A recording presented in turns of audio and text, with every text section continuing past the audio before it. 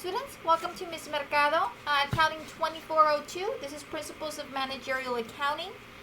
This week's lecture is going to be over Chapter 23, which deals with evaluating decentralized operations. It is very important that we read the chapter before you attempt your assignments, okay? So now this is Chapter 23. We are on week number 13. This week is going to run from April the 13th through April the 19th. We are almost at the finish line, guys, so let's keep on going. Don't give up. I know it has been difficult, especially for my hybrid class from Star County. Shout out to you guys. I miss you a lot. I hope all of you are doing well. So this lecture is going to kind of provide an overview of some of the problems you're going to be seeing on your homework as well as in your test, okay? So just letting you know to please do not skip the most important part of the course, which is reading. I'm not going to go through, simply going over a couple of problems takes me over an hour and a half. I can't read to you the chapter, but you can go into the textbook. It has a reader. If you want to use the reader, it reads to you, or you can just read it on your own whenever you have a chance. And what I recommend from a student's perspective, you know, I am a student myself. I am working on my PhD. I also have homework, and having to balance, you know, work, your homework, your family, and especially now that most of our children are home, you know, I'm having to do a lot of homeschooling as well. You know, it takes time. So it's very important that we stay organized. That way we know what we need to do and take care of everything that needs to get done on a specific date, okay? I have a calendar, an electronic calendar, a paper calendar. I mark things as I get them done. I put things on my calendar that need to get done. That way I don't forget about them, okay? So that's just some hints. That way we can stay organized. Please, if you are going out there to work because you're deemed an essential employee, please take care of yourself. We want all of our students at South Texas College and everywhere to be safe. So just take the precautions necessary to maintain your health because this coronavirus situation has gotten out of control. You know, it's impacted our region. We've had, you know, different cases show up. It's a very sad, you know, I hear the news and people like in New York and California are just dying. It's a very bad situation, but I'm positive that we're going to get through this and we'll soon resume to our normal operations where we're able to, you know, see our students, you know, have that face-to-face interaction. So let's get started. Now, chapter 23, which we're going to be covering on week 13, has, let me see, has 2, 4, 6, 7. Let me see, 1, 2, 3, 4, 5, 6, 7. Yeah, 7 problems for homework. Now, one of those problems that you're going to have for homework, you're going to have on your test. Okay, that's going to be problem 23-5. Okay, I will go over it in this lecture. That way, for sure, you know how to solve it. I'm not going over every single problem because, like I mentioned, it is time consuming. But I verified in all of the assignments or all of the problems posted on Cengage do have a show me how tutorial. That way you can use that as guidance, okay? I've selected some of the problems that I think are a little bit challenging or can be confusing. And I've had students, you know, give up on me when they try the first problem and they can't figure it out. So I'm going to cover some of these problems and hopefully using or seeing the technique that I'm applying to solve them, you can be able to go back and do the same for the other problems that I am not covering, okay? If you do have a question about a problem that I'm not covering, please, first of all, read. Second of all, give it a try.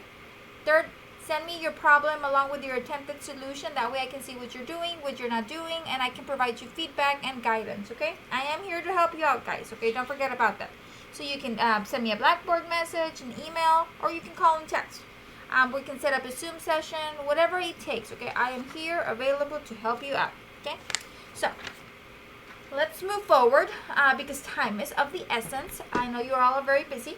So let's start off with a basic exercise. These are the easiest ones that we have, okay? The first one we have is BE 23-6, okay? This deals with transfer pricing, okay? So the problem reads, the materials used by Multnomah Division of Isbister Company are currently purchased from outside suppliers at $90 per unit, okay? So these people are buying supplies or materials from outside of the company at $90 per unit. Okay? These same materials are produced by the Pembroke division. Okay? The Pembroke division can produce the materials needed by the Memo division at a variable cost of $75 per unit.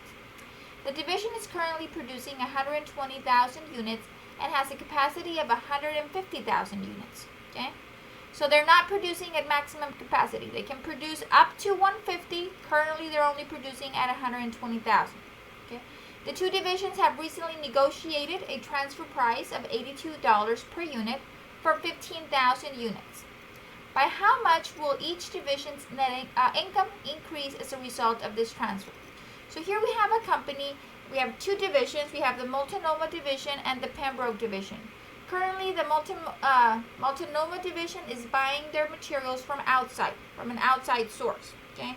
Now, an internal division, which is the Pembroke division, has the capacity to manufacture these materials for them. Okay.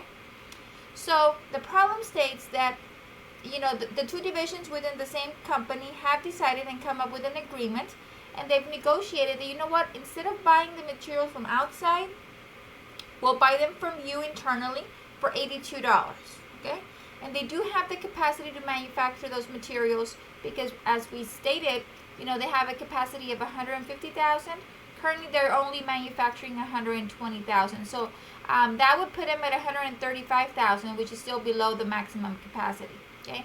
So before I dive into the problem, what I like to do from a student's perspective is the problem deals with transfer pricing. Well, what is transfer pricing?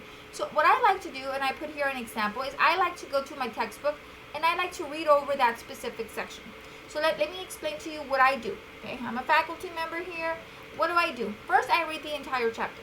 Okay, I read the chapter, and then as I'm working the problem, I like to go to the specific section that talks about deals with the problem, and I like to reread over that specific section. Okay, so this is how I'm showing you how I think you should be addressing each of the problems.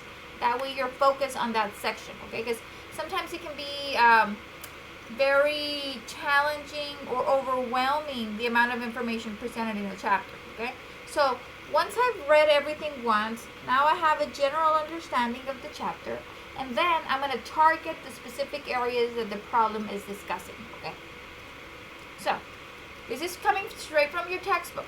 It says transfer pricing. When divisions transfer products or render services to each other, a transfer price is used to charge for the products or services. Okay? So these are divisions within the same company. Okay? Because transfer prices will affect a division's financial performance, setting a transfer price is a sensitive matter for the managers of both the selling and the buying divisions. Okay? There's three approaches to transfer pricing. We have the market price approach, the negotiated price approach, and the cost price approach. I'm not going to go through each of them. You go through them. Now, this particular problem deals with, and it states here, the two divisions have recently negotiated a transfer price.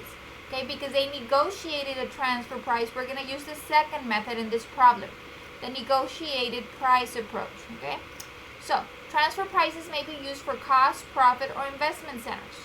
The objective of setting the transfer price is to motivate managers to behave in a manner that will increase the overall company's income. Okay?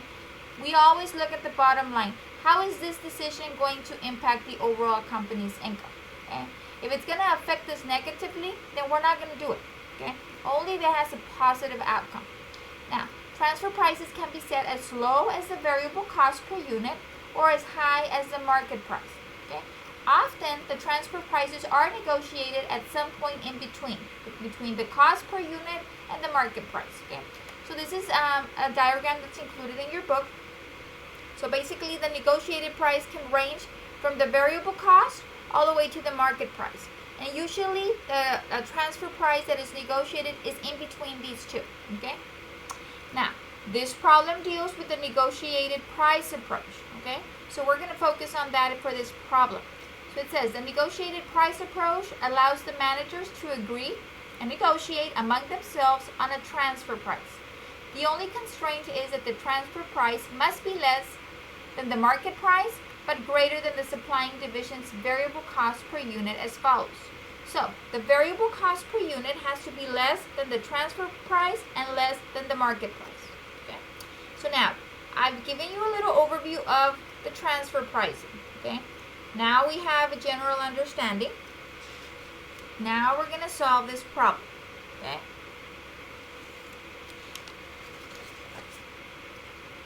Let's see. Okay, so let me do it here. So they're asking us to calculate how much will each division's income increase as a result of the transfer. Okay, so I'm going to start here. Let me make this a little bit bigger, guys. And let me use size 14 font, and I'm going to wrap my text. Okay, so I'm going to have here my increase in Pembroke. These weird names. This is a supplying company, okay? Or the supplying division, I'm sorry, the division. It's within the same company. Division's income from operations. Okay. So, we're going to calculate the increase in Pembroke's. This is a supplying division's income from operations, okay?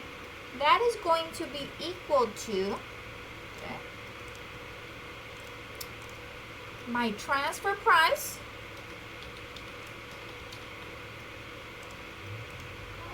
make this a little bit wider, minus my variable cost per unit,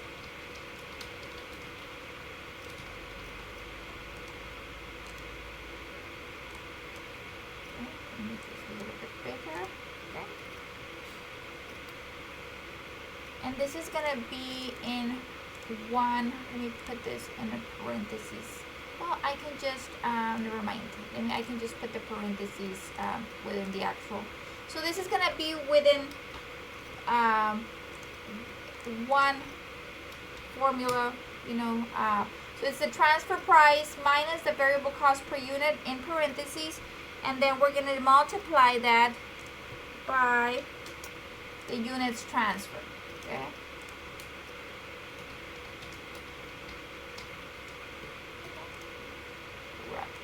Okay, so it should look something like this. Okay. So this is the formula. So it's going to be the transfer price minus the variable cost per unit times the unit transferred. Okay. So I'm going to do my formula here at the bottom. Okay. So I'm going to open my parentheses, my transfer price. Okay. It says here that you have negotiated a transfer price of $82. Okay. So it'll be $82 minus my variable cost per unit. Your variable cost is $75. Okay. And then you're going to multiply times the units transferred. Okay. How many units are being transferred? And it says here that we're transferring 15,000 units. Okay. So we're going to run that calculation. Okay. And because I am using Excel, I'm just going to do the formula within the actual cell. Okay. So it's going to be equals 82 minus 75 and then times 15,000 units, okay? And that's going to give me an increase in income of operations of $105,000. Excuse me.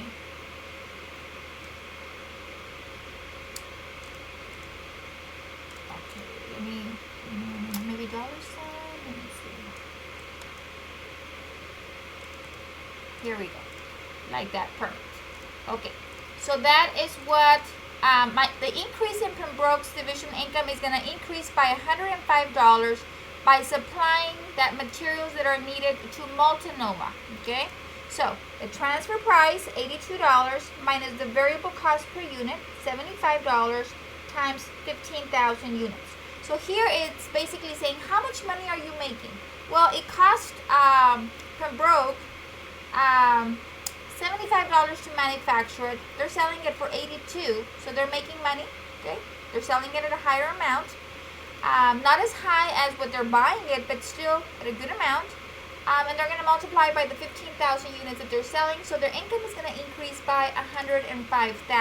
Now I'm going to do the same calculations. I'm going to copy and I'm going to paste this down here, and I'm just going to make some changes. So now down here we're going to do the increase in multinoma.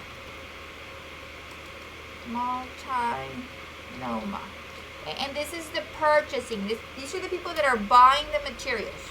Purchasing.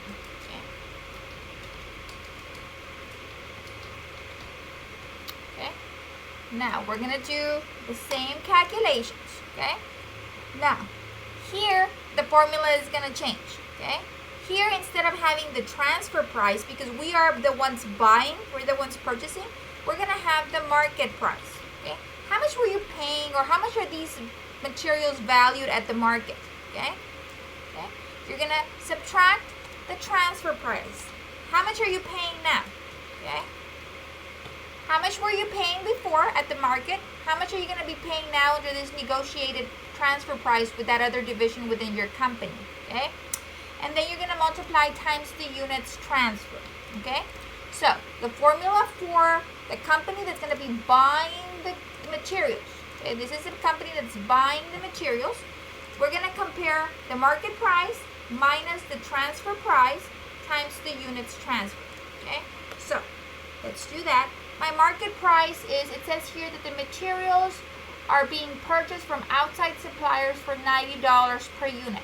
So that's the market price. That is how much we're paying right now for those units. That's the market price. I'm going to subtract against the transfer price. Well, how much am I going to pay now? Well, now I'm going to pay $82 according to that negotiated contract that we have now with our other division.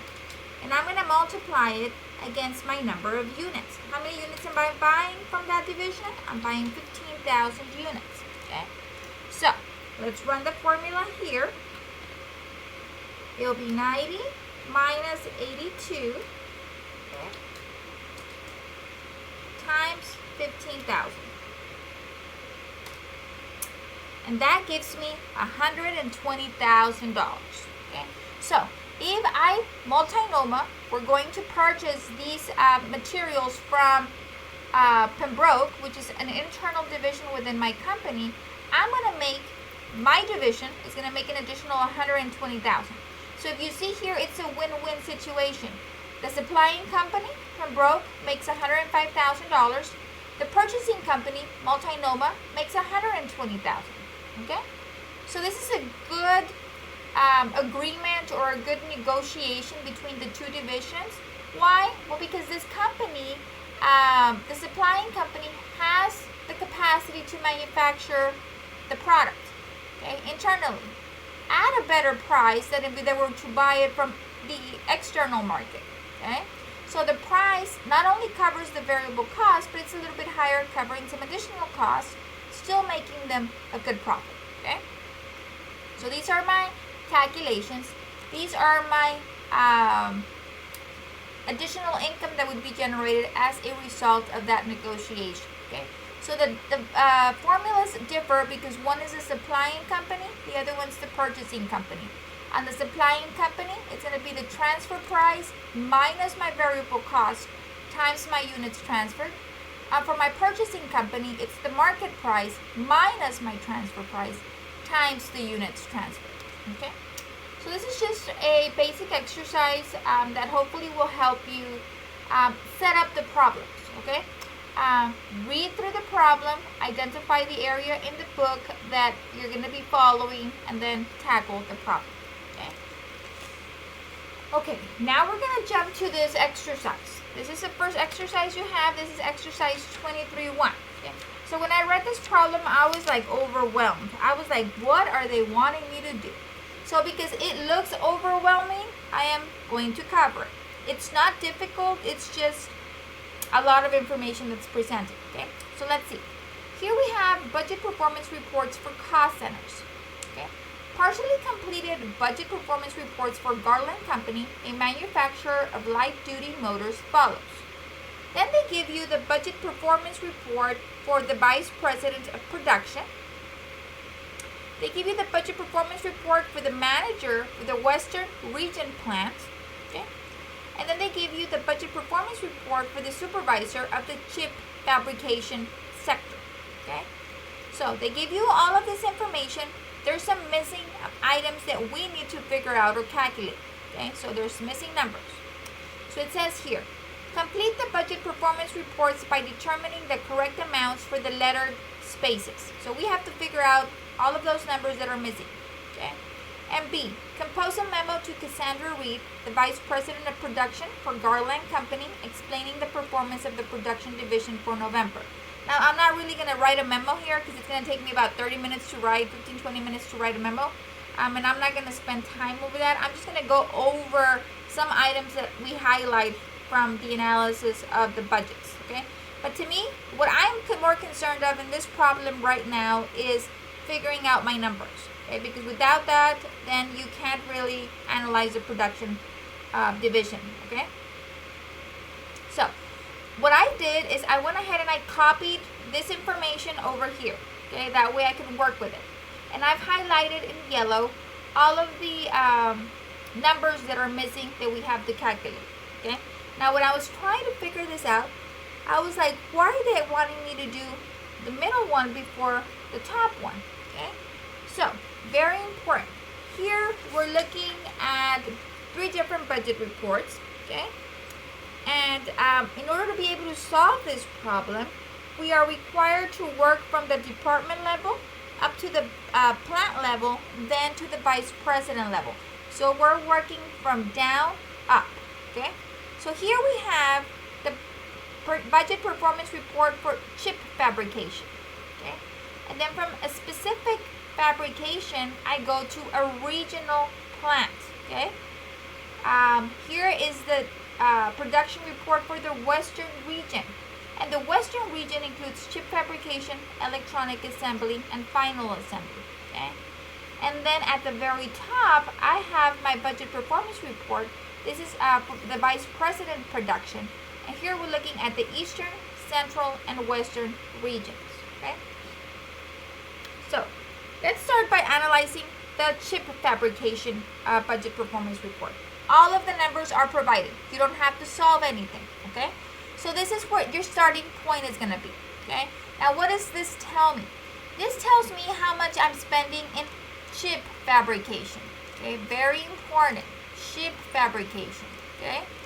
So, how much am I spending and what's my budget for the chip fabrication? So for the chip fabrication, I need factory, materials, power and light, and maintenance. And they're giving you a total of the budget. This is how much we anticipated spending. This is my budgeted amount. This is my actual amount. And then we have, did we go over budget or under budget? Okay? So we can see here that for my factory wages, we went over budget. For materials, we were under budget. For power and light, we were over budget. For maintenance, we were over budget. So overall, we were over budget $27,650. We were under budget $4,700. This is what we spent. This is my budget. Now we start working on my Western region plant report. So for the region, there's 3 things we look at: chip fabrication, electronic assembly, and final assembly. The amounts for electronic assembly and final assembly are provided. You don't have to do anything there. But we are missing the amounts for my chip fabrication. Okay? So where can I get this information from? Voila! Well, we get this information from down here, okay? This is my budget report for chip fabrication. So, I'm going to kind of color code it, okay? Where am I getting my chip fabrication budget from, okay? I'm going to color code this color, okay?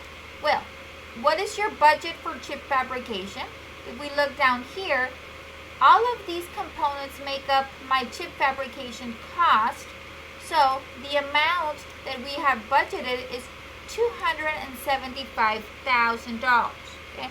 So the amount that you're going to enter here is your $275,000 from down here. Okay? Now the same thing for my actual. I'm going to color code it in another color. My actual, I'm getting it from down here. Okay? how much did you actually spend? This is what you actually spent. Your total is $297,950. Okay, so the amount I'm going to enter here is the total for the chip fabrication budget performance report. Okay. Now, are we over budget or under budget? Okay. Well, here it's the difference between those two. Okay. Okay. So, here it says here you actually spent $297,950 when you're budgeted $275. So let me get my calculator out. Okay, so you budgeted $275 and you spent $297,950. You spent $22,950 more than what you had anticipated. Okay, so we are over budget. Okay, now we're over budget according to my calculations here. It was how much? I'm sorry, I moved it. 275, 1, 2, 3 minus 297,950, 22,950. Okay, how do I get that? Well, let me just put that 22,950 right here. Okay, 22,950. Well, how do I get that? Well, if you look over here at the bottom, I've got my over budget and my under budget. Okay, so I am over budget 27,650, and I'm under budget 4,700. So I am over a net total of 22,950, which is what I have right here. So the difference of these two is what we plug in right there. Okay. So now that we have these top numbers completed, I can get my totals down here. Okay. So the starting point is knowing where to get these three numbers from, and these three numbers are coming from this report. Okay. Now that we have that, we can just get a total by adding everything in the column. So I'm going to add my chip fabrication, electronic assembly, and final assembly. You add those three numbers together, and that gives you $1.5 million. Okay? So we budgeted to spend in the Western region $1.5 million, which includes chip fabrication, electronic assembly, and final assembly. Now, how much did we actually spend? Well, we're going to add all of my numbers in my actual column. Okay. How much did we actually spend? Well, we spent $1,517,750. Okay. So, how much were we over budget? That's the question. How much are we over budget? So we're gonna add my, not dumb, but some. Here we go. I'm gonna add my over budget column, and that gives me $26,150,000. Okay, so we were over budget $26,150,000, under budget $8,400,000. Okay, so that is the completed budget for the Western region. Okay, now we have to complete the Vice President production. Okay, so how am I going to get the Western region numbers? Well, we just calculated them down here. Okay, so this is my Western region right here. Western region. So now, to complete my Vice President production report, I need to look at my Western region budget performance report. So, how much was budgeted for the Western region? Well, the total budgeted for my Western region is this number down here. So let me use another color. Let's use gray. So my Western region was 1.5 million. Okay, so this is this number. Okay, that's where I'm getting that number from. Now my actual is right here, 1,517,000. Okay.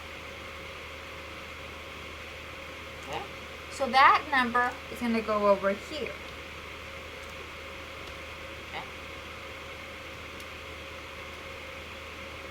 Now, how much were we over budget or under budget? Okay, and this is where we have to do a calculation. Okay. Okay, let's get our calculators out. We're going to look at, we were over budget $26,150 right here. We were under budget $8,400 right here.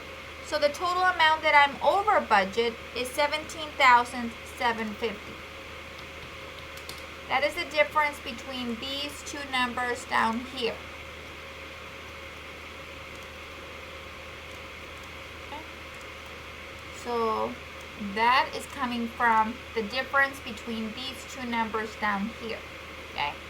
So the information that's going into the Vice President Production Report is coming from the Western Region section from this report in the middle. Okay. Now, once we have this amount figured out, we can just get a total. And for the total, we just add everything in that column for the three regions. Okay, we add my Eastern, Central, and Western region. That gives me 6.8 million. Okay, we're going to add the actual now. That gives me 6,794,050. Okay. So now, are we over budget or under budget? Okay. Well, we're gonna add the total for my over budget. Oh, here this one was provided. I forgot to enter it. Okay. So that was given right here. So what we have to calculate is this one. We only have one item that is an over budget. So I'm just gonna add everything in that column just to make sure. So that's gonna give me 17,750. Okay. So we've completed all of our reports. Okay. And how do we do that? We started from working from down up. That is a process. You start with the information provided in the chip fabrication to fill in the Western Region Plan Report for chip fabrication. You get your totals. You run those totals up to the Western Region for the Vice President Production Report, and then you run your totals for that report as well. Okay. Okay. So now, requirement B is to compose a memo. Okay. You do have to compose a memo, and this is going to be to Cassandra. Cassandra Reed. Okay. Vice President. Okay. Let me make this a little bit bigger. Okay. I'm just going to highlight here what is happening. Okay. So let's look at what's happening in the Western, in this particular report.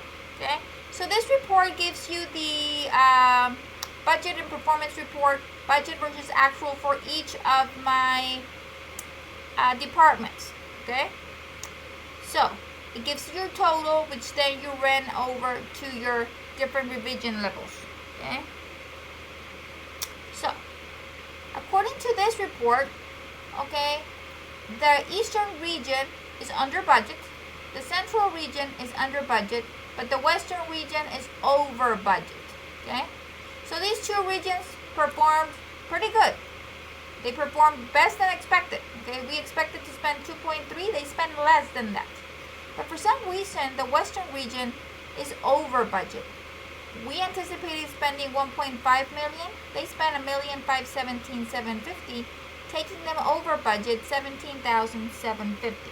Okay, so we can start with that analysis. Okay, so we can say the Western region plant has experienced a budget overrun, while the Eastern and Central region have experienced a budget surplus. Okay?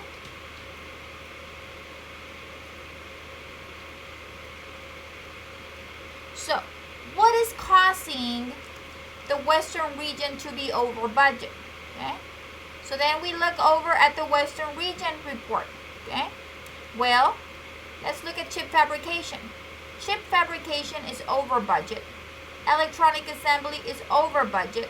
And final assembly is under budget. Okay? So, let's start here. Okay? So we're going to put here the budget of the Western region plant. Oh shoot, let me redo that. Okay. The budget of the Western Region plant reveals that the chip fabrication,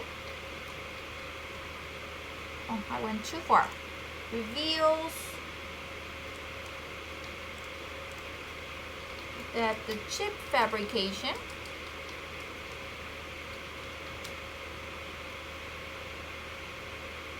let's look at the chip fabrication cost the majority of the overrun. Okay, $22,950.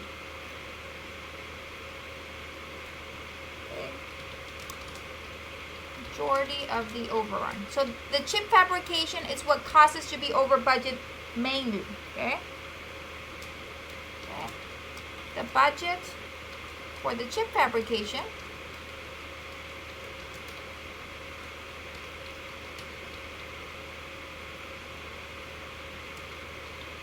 department indicates that the budget overrun was caused by a combination of budget overruns in wages. So what caused this?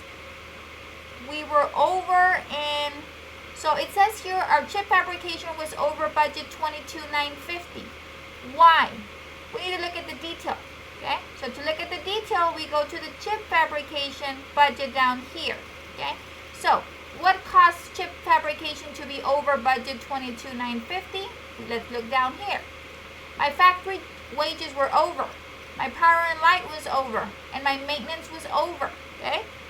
So the budget for the chip fabrication department indicates that the budget overrun was caused by a combination of budget overruns in wages, power and light, and maintenance. Okay. That exceeded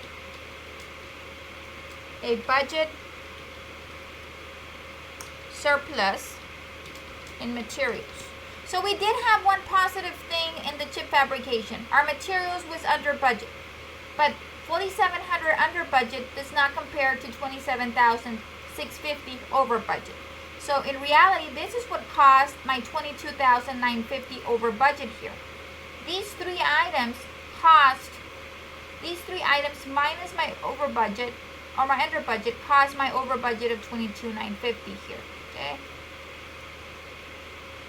So what are we going to do? Okay. So the supervisor of the chip fabrication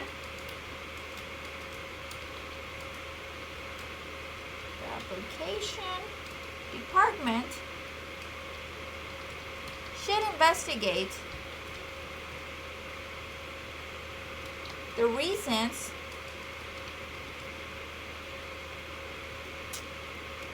for the budget overruns in wages, power and light, and maintenance. What is causing these overruns? Why are we over budget? Okay. It is possible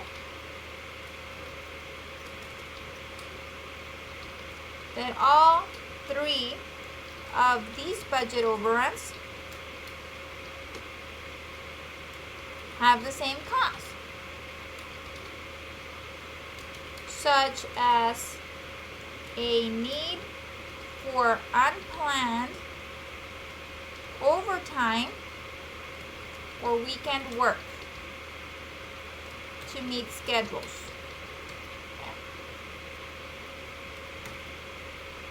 Okay, so we need to figure out, okay, on our memo, identify what's happening on the Eastern, Central, and Western. Well, these two regions are operating under budget with the exception of the Western region. Why is the Western region not performing according to our budget? Why are we over budget? Well, if we look at the Western region, my chip fabrication is over budget by $22,950. This is the main cost that we're over budget over here. Okay, So my chip fabrication is over significantly at $22,950. My electronic assembly is over $3,200, and then my final assembly is under budget. So what is causing? This is my priority here. This is very significant. We're over budget $22,950. Why are we over budget in my chip fabrication? Now I need to look down at the individual department level. Okay, for chip fabrication, I am over budget in factory wages, power and light, and maintenance. Okay, this is what's causing my Western region to be over budget. This is what's causing, the overall impact when we're comparing the three regions. Okay, so this is kind of like what the memo should look like. Okay, so let me save that. So just remember, when you're doing these, work from down up. Okay. Okay, this problem, exercise 23.9, also looked very overwhelming. I was like, if I don't go over this, students are going to open up their homework and they're going to, not know what to do. Okay. A lot of numbers are involved here. Okay. So it says here, profit center responsibility reporting. Okay. Export Sporting Goods Company operates two divisions, the Winter Sports Division and the Summer Sports Division. Okay. So, the following income and expense accounts were provided for the trial balance as of December the 31st, the end of the fiscal year, after all adjustments, including those for inventories, were recorded and posted.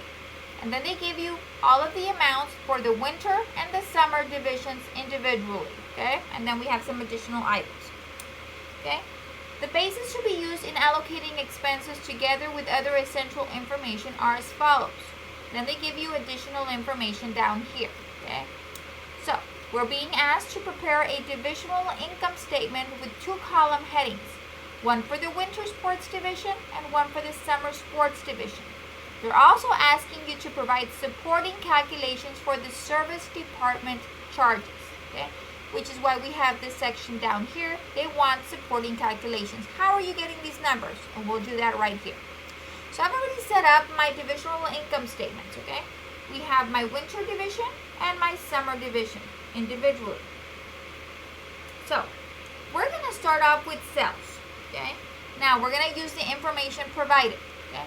So sales for the winter division is $10,500,000, okay?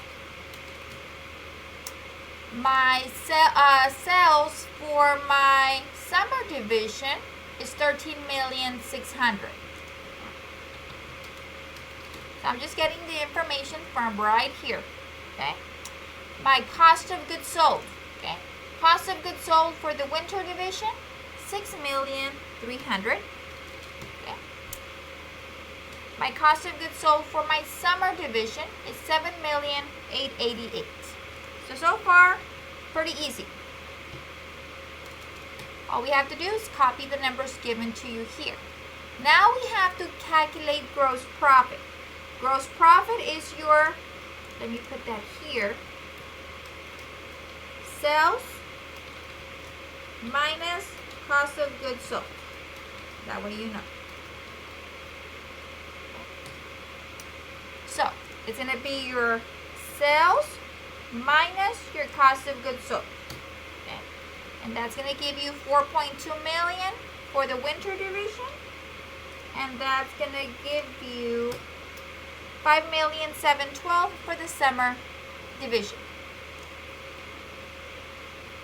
Okay, so all I did here in this calculation is get your sales minus your cost of goods sold. Okay. Now we have divisional expenses. So we have divisional selling expenses. Okay, so we have selling expenses for the winter division of $1,680,000. Okay, so that's given. For my summer division, my sale expenses are $1,904,000. Okay. My divisional administrative expenses for winter division is $1,050,000. For my summer division, my administrative expenses are $1,210,000. $400,000. $1,210,000. $400,000. There we go. Now we need to get my total divisional expenses. So your total divisional expenses is going to be your divisional selling expenses plus your divisional admin expenses. Okay? So you basically add those two amounts together. The divisional selling expenses plus the divisional admin expenses. You add them together and that gives you a number, okay? Now we can calculate income from operations before the service department charges, okay? To do this, what are we going to do? We're going to get, let me put a notation here, okay? This is going to be your gross profit minus your income from operations. Operations before service department charges. Okay? That is how we're getting those numbers. Okay? So it's going to be your gross profit right here minus this number right here. Your income from operations from before the service department charges. So let's run that calculations. Gross profit minus your total divisional expenses is going to give you your income from operations before the service department. And here it should have been your total divisional expenses.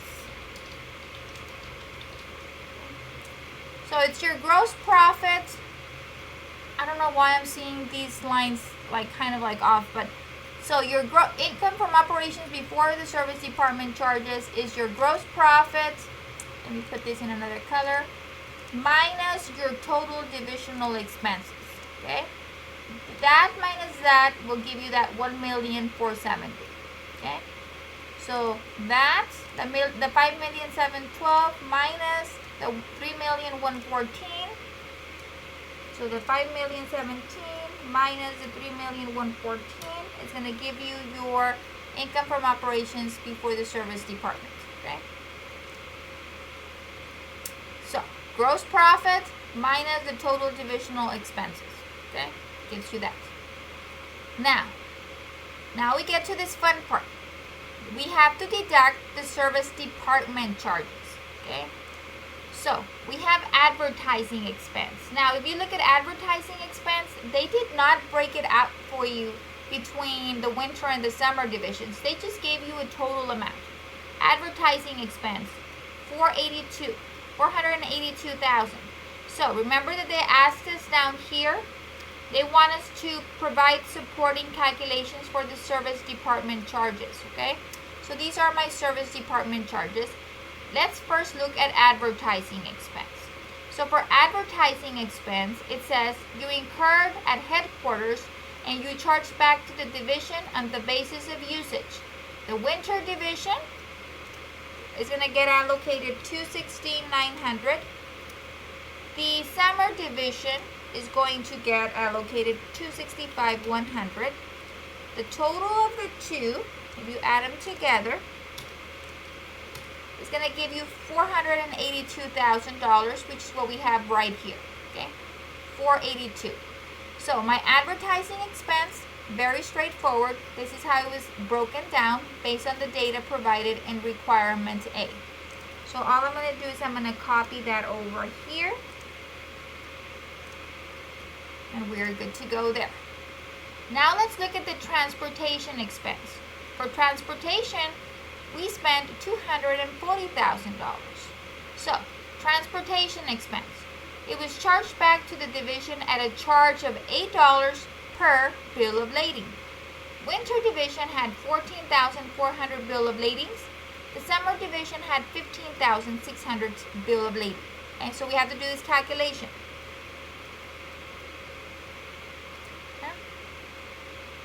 So, the number of bill of ladings that I have is, according to this, we have for the winter division 14,400, for the summer division 15,600. The transportation rate per bill of lading, it says here it's $8.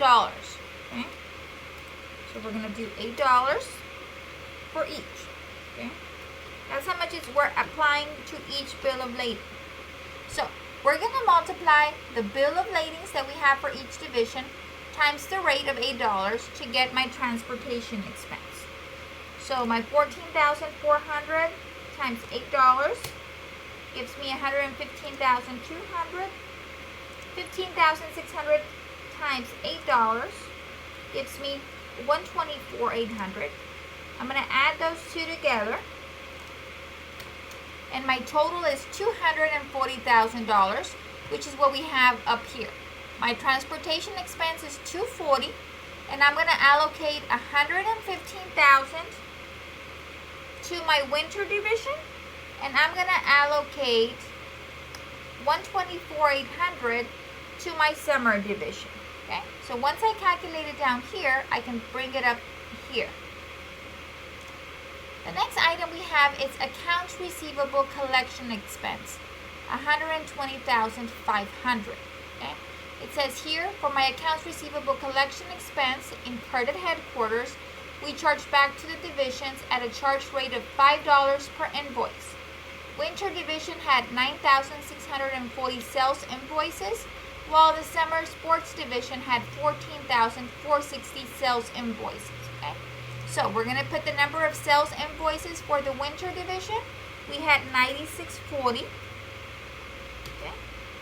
For the summer division, we had 14,460. The collection rate is $5 per invoice. Okay, so I'm going to do $5 here and $5 here. So we're going to multiply the sales invoices times the rate, collection rate, and that's going to give me $48,200 for my winter division, and it's going to give me $72,300 for the summer division. I'm going to add those two together, and that gives me my $120,500 from right here. So what we're doing is we're splitting these numbers right here that were not split for us. We're splitting it based on the information presented here by both divisions, okay? So how much did I spend on accounts receivable collection expense for winter? I spent $48,200, okay? How about for my summer division? I spent $72,300, okay? Last but not least, we have a warehouse expense, okay? My warehouse expense is $1.2 million, okay? So, it says here we're going to charge back to the division on the basis of floor space used in storing the division products.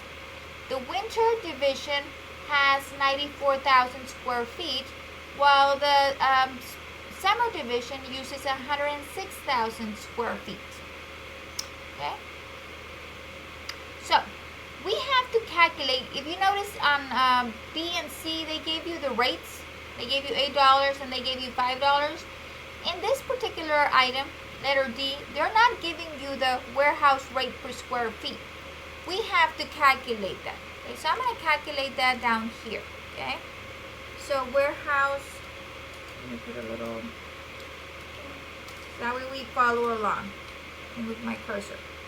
Warehouse rate per square foot. And that's basically going to give you, okay, how many square feet do we have in total? Okay, well, let me get my calculator. I have 94,000 square feet in my winter division, and I have 106,000 square feet in my summer division. So I have a total of 200,000 square feet, okay? So, the cost is $1,200,000, and I'm going to divide by 200,000 square feet, okay? And that is going to give us, let me see, 1,200,000 divided by 200,000 square feet. That's going to give me a warehouse rate per square foot of $6 per square foot. Okay, so it's going to be $6 per square foot. Okay, so now that I've calculated my warehouse rate of $6 per square foot. I can enter my number of warehouse per feet. For the winter division, I had 94,000. For the summer division, I had 106,000. Okay. My rate, we calculated it at $6. Okay. $6. And now I'm going to multiply the number of square feet times the rate of $6. And that's going to give me 564,000 for the winter division. And that is going to give me 636,000 for the summer. If I add those two together, it should give me my $1.2 million. It does, which is what we have here. All we're doing is we're splitting that 1.2 million on the two divisions based on the number of square feet that they have. So now that I've calculated this down here, I can just bring it up. So my warehouse expense for winter is 564. My warehouse for summer is 636. Okay. These are all of my supporting calculations. Now I can get my total. So to get your total, you just add all of your departmental charges right here. Okay. So you're going to add your advertising, transportation, accounts receivable collection expense, and warehouse expense. You add them together for each division. Okay.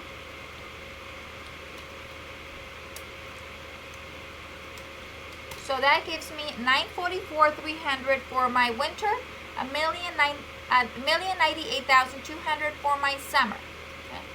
Now I can calculate my income from operations. Okay. So this was your income before the service department charges. This is how much money you had made before you incurred these charges down here.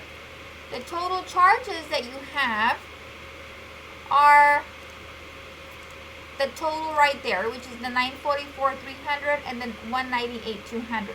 So what you're going to do is you're going to get your income from operations before the service department, okay, that number, minus your total service department charges, and that's going to give you your income from operations. So once again, it's your income from operations before the service department charges minus the total service department charges, okay, of $1,098,200. Okay, so let me put that right here. Okay, so your income from operations is your income from operations before service department charges minus your total service department charges.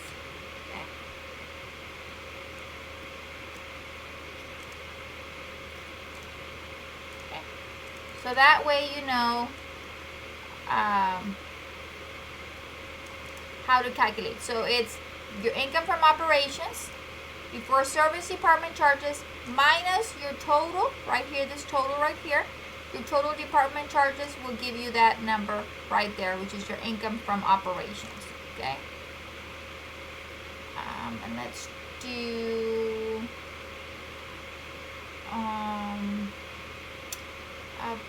let me look for another vibrant color. There we go. So that is my income from operations, the $525,700. So if you see, the winter division has income of $525,700, while the summer is a lot more profitable at $1.4 million. Okay. So most of the information from this problem, this top area down here, is provided in your problem. All you have to do is copy and paste. The only thing that you have to basically do a more analysis or detail is your service department charges, which you have to provide the specific calculations of how you're getting these numbers down here. Okay, so everything's been laid out to you. The only rate that you had to calculate was the square root, and the calculation is right here. Okay, so very simple enough. It's just a matter of reading the problem carefully, so you can be able to fill in the blanks. Okay. Now, the last problem that I'm going to go over today is the problem 2358. Okay. Now you are going to see this problem in your upcoming test. Okay. So So this is going to be in your final exam. Make sure that you understand this problem. It has quite a bit of requirements, okay? So let's get started. It says Divisional Performance Analysis and Evaluation. The Vice President of Operations of Recycling Industries is evaluating the performance of two divisions organized as investment centers, okay? Invested assets and condensed income statements data for the past year for each division are as follows. And they give you the information there. Instructions. Prepare a condensed divisional income statement for the year ended December 31st, assuming that there were no service department charges. Okay, so we're going to assume there was no department charges, only what's provided to you in the screen. That is the first requirement that we're going to tackle. Okay. So, before we tackle requirement 1, they're talking here about investment centers. Okay. So, responsibility accounting for investment centers. Okay, an investment center is where managers has the responsibility and the authority to make decisions that affect not only cost and revenues, but also the assets invested in the center. Investment centers are often used in diversified companies organized by divisions. In such cases, the divisional manager has the authority similar to that of a chief operating officer or the president of a company. Okay? So make sure that you go back and you read over this section. There's a lot more information included. I'm not going to go over that. I'm going to let you all go and read that on your own time. Okay?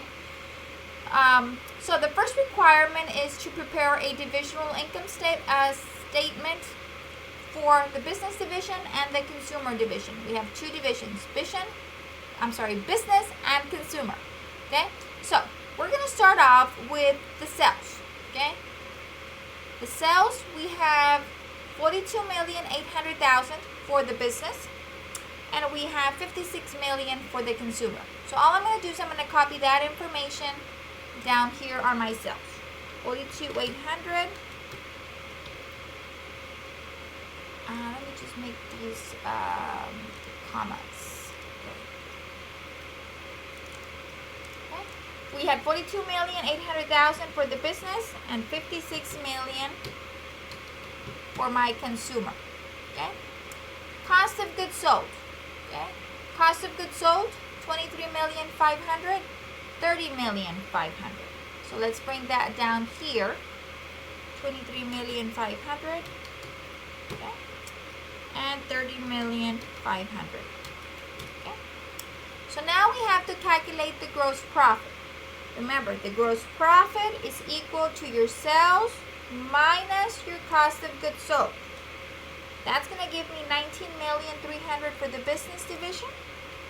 Remember, it's your sales minus cost of goods sold.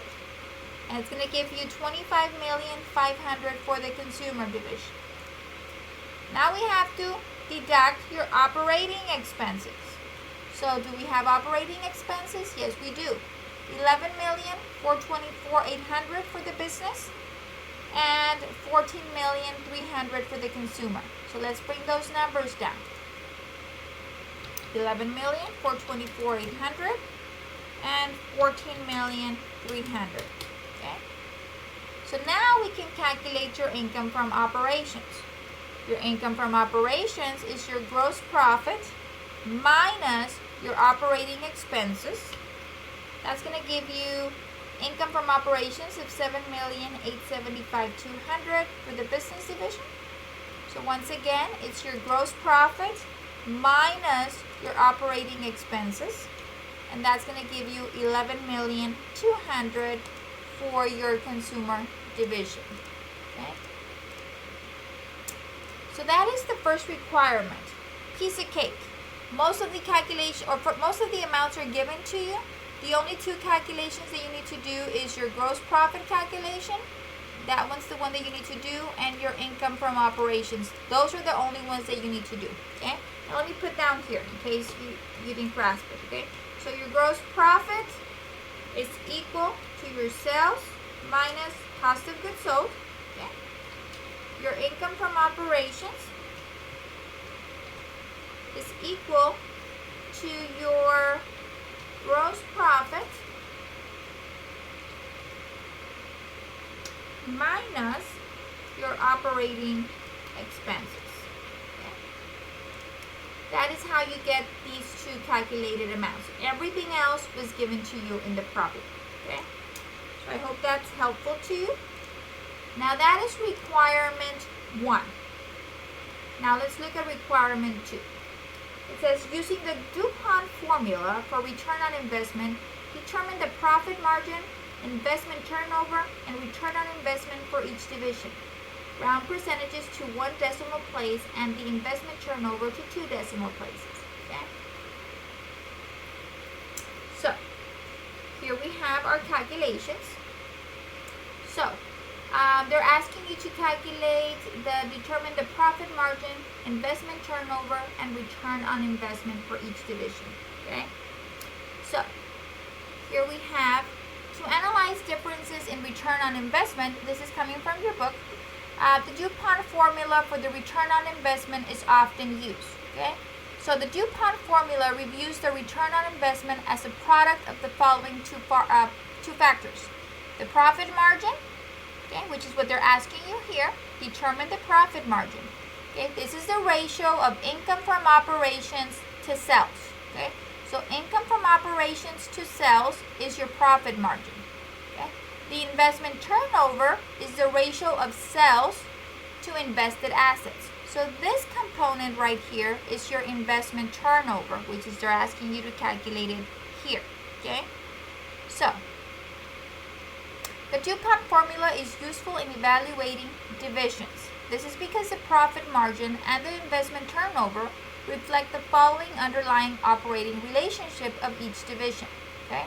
So the profit margin indicates the operating profitability by computing the profit earned on each sales dollar.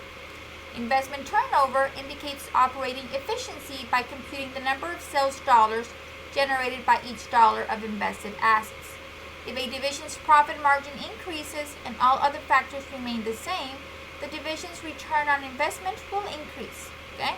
So, here we've got the different calculations. They're asking us to do 3 calculations. They're asking us to figure out the profit margin, the investment turnover, and their return on investment.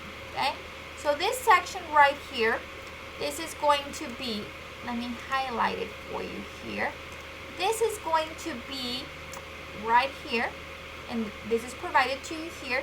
The ratio of income from operations to sale is your profit margin. Okay? So this is your profit margin. Okay? Now, this one right here,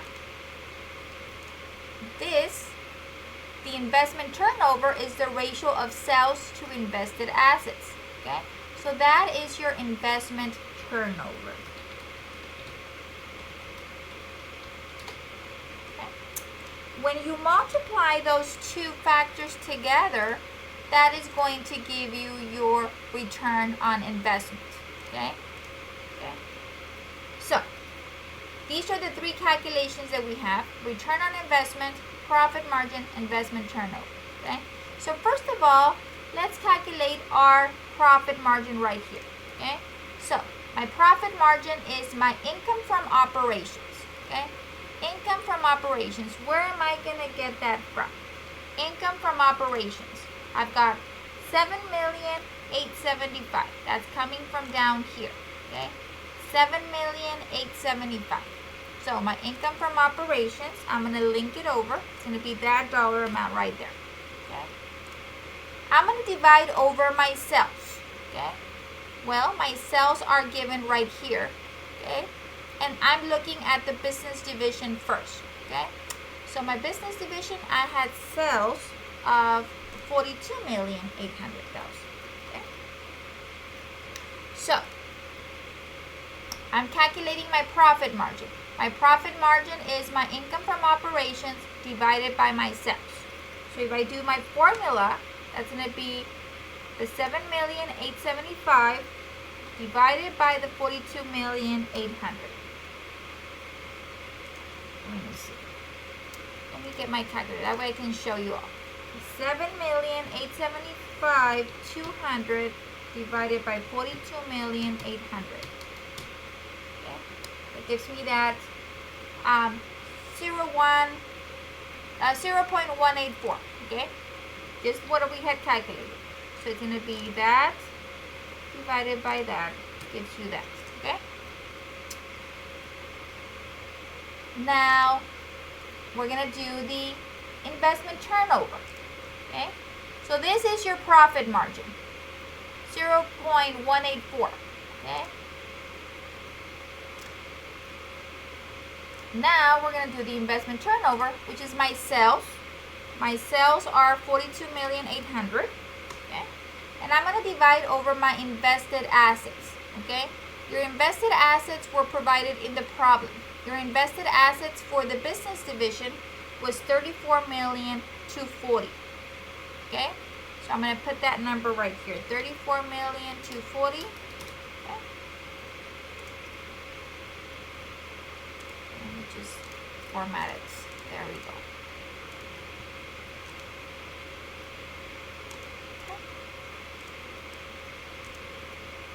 Okay, there we go.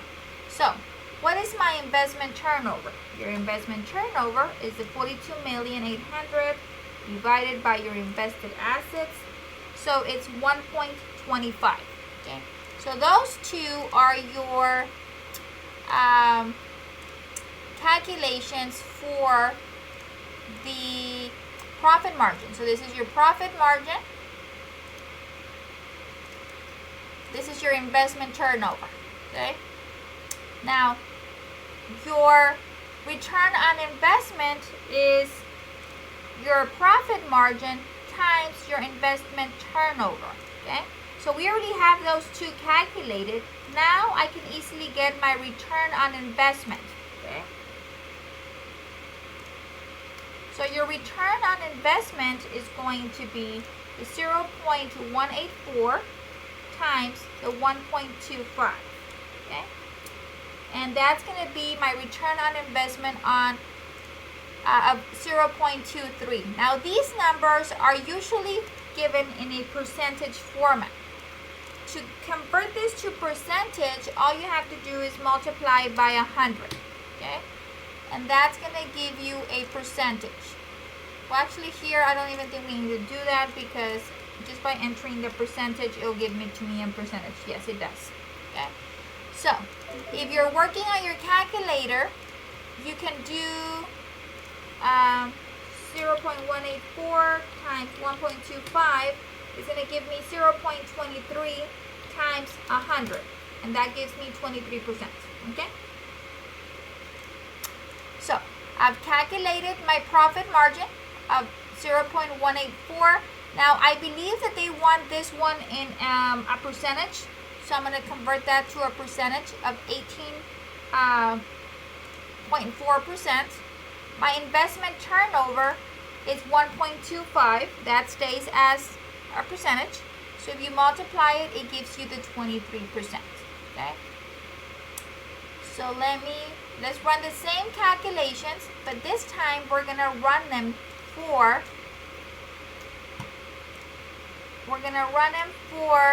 the consumer division, okay? So, for the consumer division, income from operations is going to be right here of 11,200,000, okay? Looking at consumer division, I'm going to divide over my sales. My sales is 56 million, okay?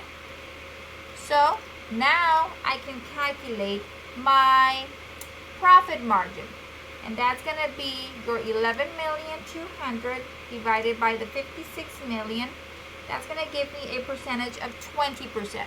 So my profit margin for my consumer division is 20%. Okay? My investment turnover is going to get calculated next.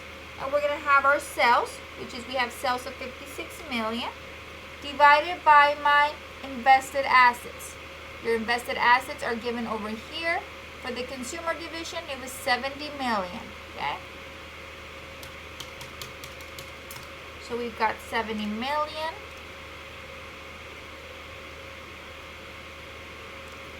Okay, let me just format that over here. Okay.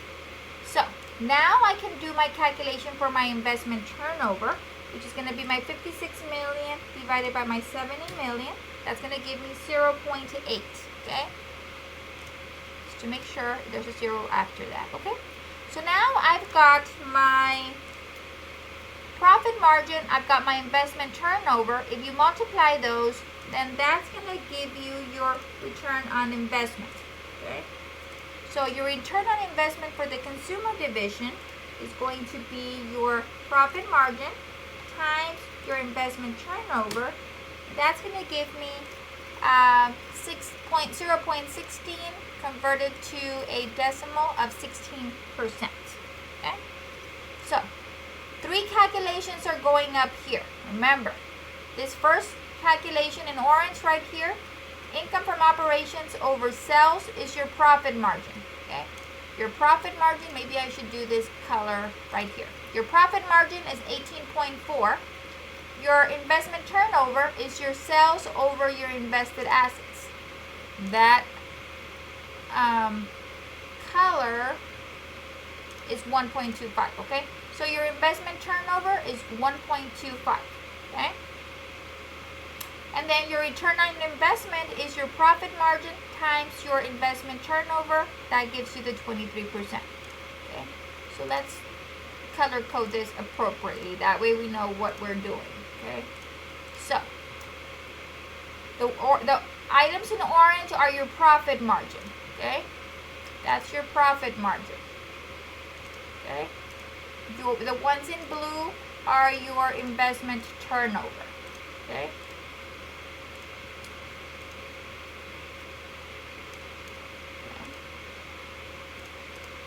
So, and the ones in yellow are your return on investment. Once you calculate your profit margin and your investment turnover, then you just multiply the two to get your return on investment. Okay?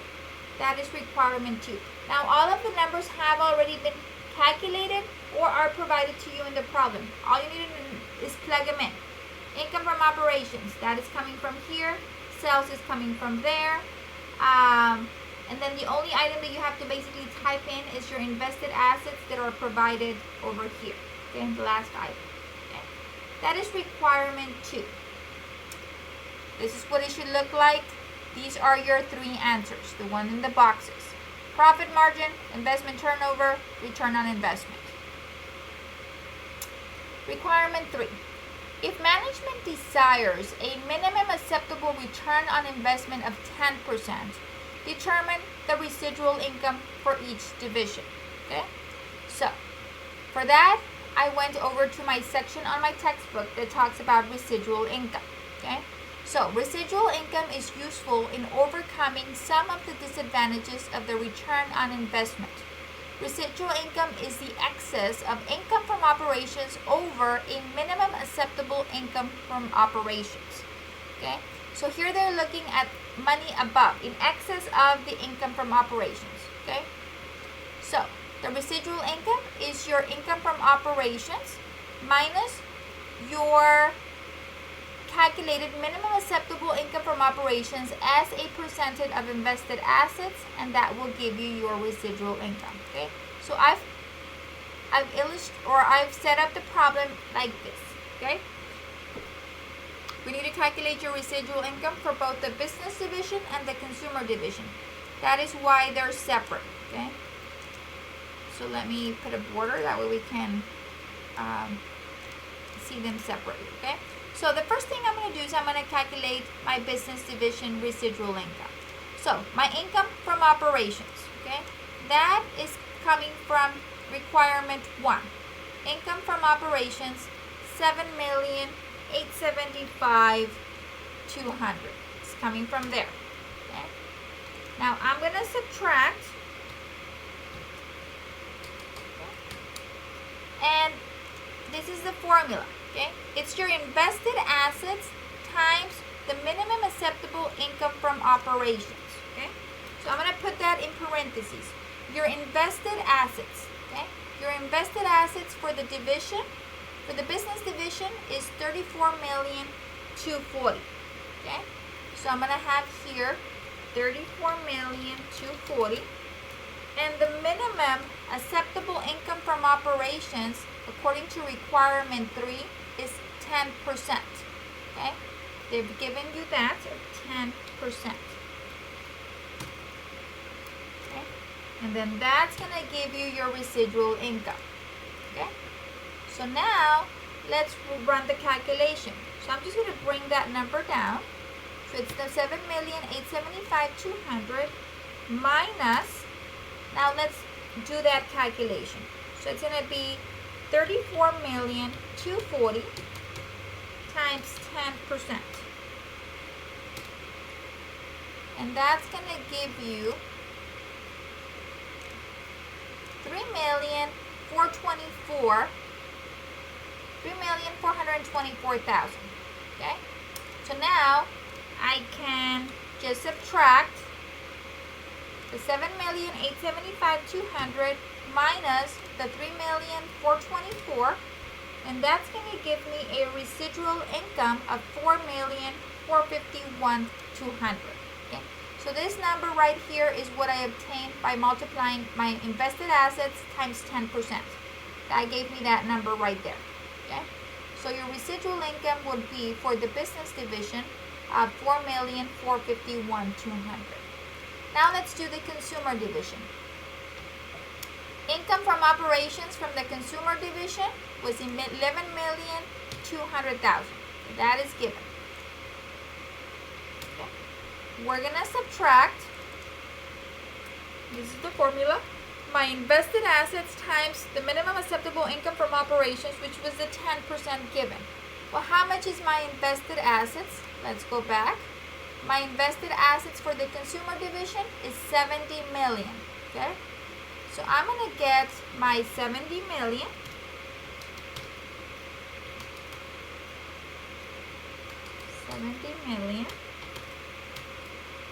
times 10%. Okay? And that will give you your residual income. So I'm going to bring this number down. There's no calculations needed. Minus, and now we can calculate 70 million times 10%. And that's going to give me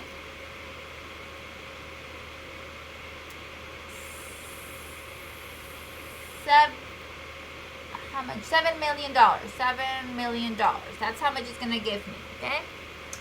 So, I'm going to subtract. Okay? Let me do this. I'm going to subtract my 11,200,000 minus my 7 million. And that's going to give me a residual income of $4.2 million. Okay? So, at the end, if I am needing a minimum acceptable income of 10%, my business division is going to give me a higher residual income than my consumer division. Okay? So these are my calculations. Okay? The formula is very simple. Income from operations minus your invested assets times the minimum acceptable income from operations will give you your residual income. And this is coming from requirement 1. This is just basically your invested assets provided in the problem times the 10% given to you in requirement C. And that will give you that number right there. You subtract those two, and that will give you your residual income for each division. Okay? So you're going to do the same steps over and over. Now, what else do they want? Discuss the evaluation of the two divisions using the performance measures determined in parts 1, 2, and 3.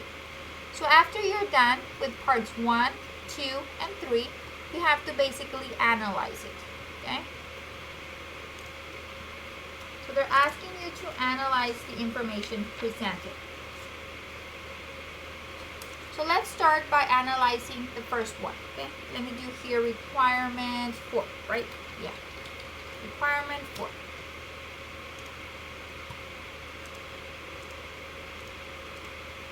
Okay, so let's look at the divisional income statement. Okay? So I'm going to put here on the basis of the income from operations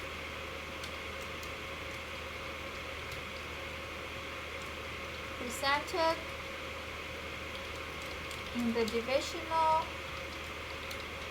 income statements, the consumer division generated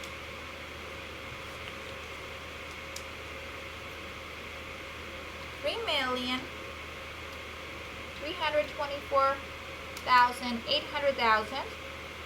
How did I get that? I got that by getting 11,200,000 minus the 7,875,200. Okay, so on the basis of the income from operations presented in the divisional income statement, the consumer division generated 3,324,000 more income from operations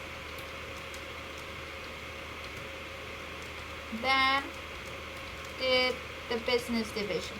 Okay, so just by looking at this particular divisional income statement, the consumer division generated 3.3 million more than the division income. Okay, so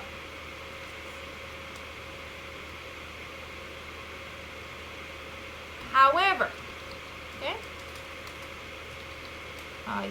why am I typing incorrectly? Okay, so however, okay, income from operations does not consider the amount of invested assets in each division. Okay.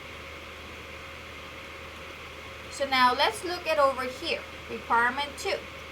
Okay, my return on investment is greater for my business division than my consumer division. Okay, so your return on investment is greater at 3% versus 16%. Your profit margin is greater for the consumer division, but your investment turnover is greater for the business division. Okay, so we will be looking at this data. Now I need to type down here, so I'm going to just scroll down over here. Okay, so on the basis of the return on investment, ROI, the business division earned 23 cents, that's 23%, on each dollar of invested assets,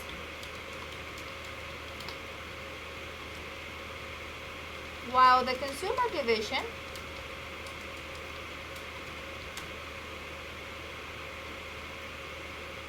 only earned 16 cents.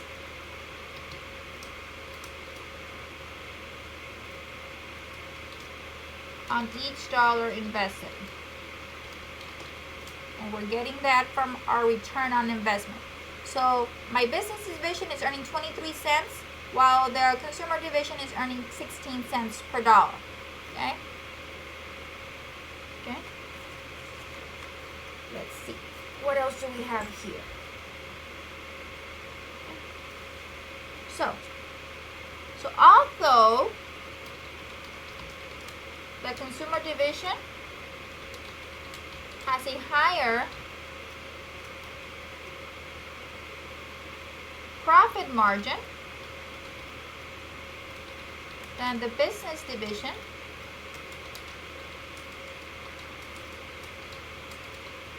God, I can't type division. So it's 1.25 versus 0.80. Okay.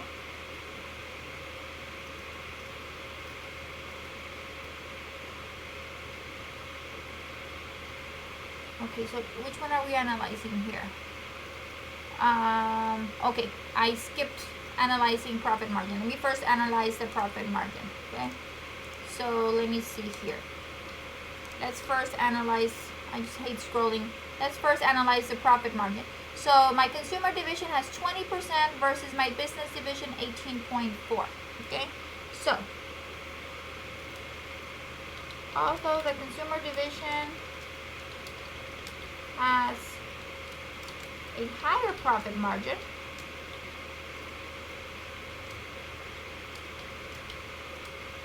Then the business division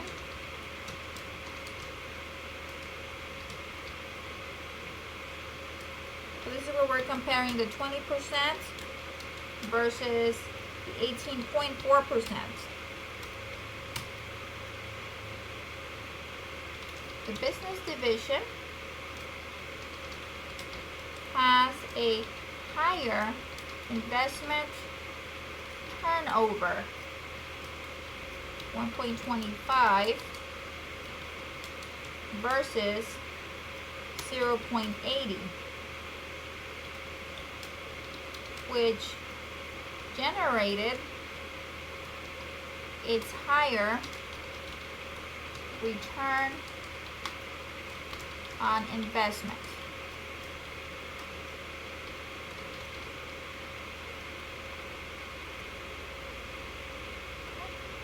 So here we're comparing, for our business division, our profit margin is lower than our consumer, but our investment turnover is higher for my business division than for my consumer division here. Okay. Now, residual income can be viewed as a combination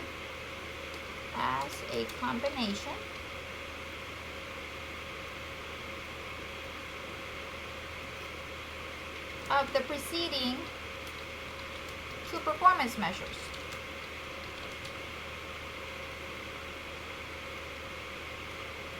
Residual income considers the absolute dollar amount of income from operations generated by each division,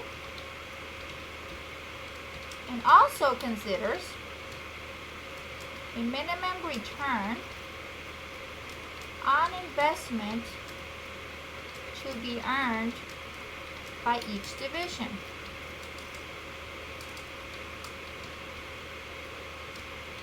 On the basis of residual income, the business division is $251,200.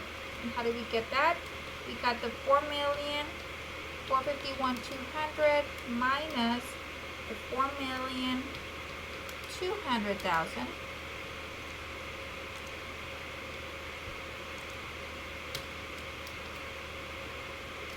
More profitable than the consumer division.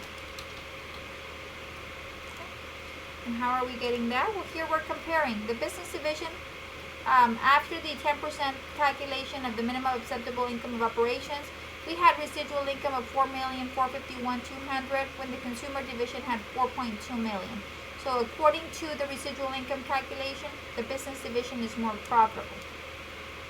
So this is just some of the notations that can be done. You will look at each, which one's more profitable than the other.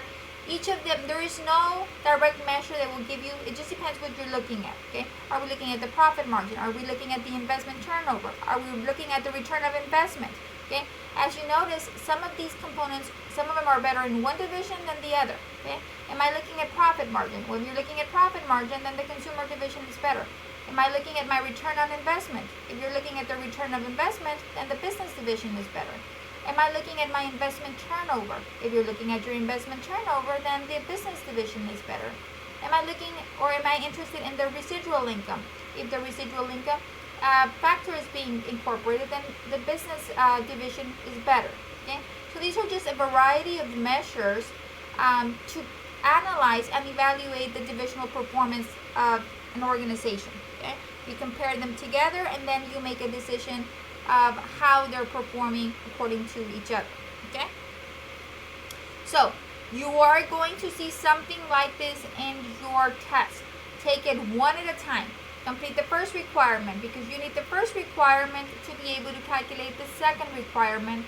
Why? Because we need that income from operations number from down here. Okay?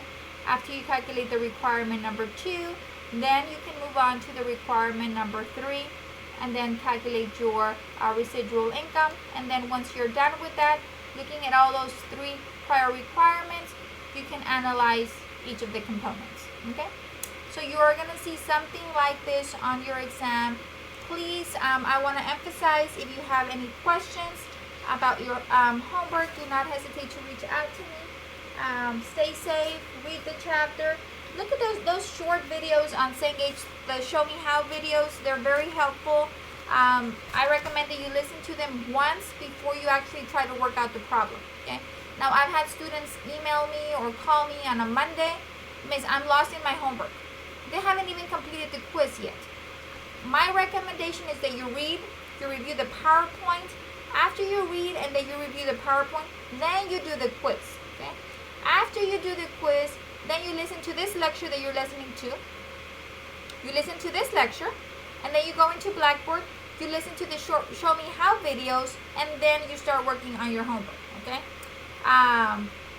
Because what I've noticed is a student calls me or messages me and they have no clue what they're saying, or they're completely lost because they haven't read. Please make sure that you read before you attempt anything.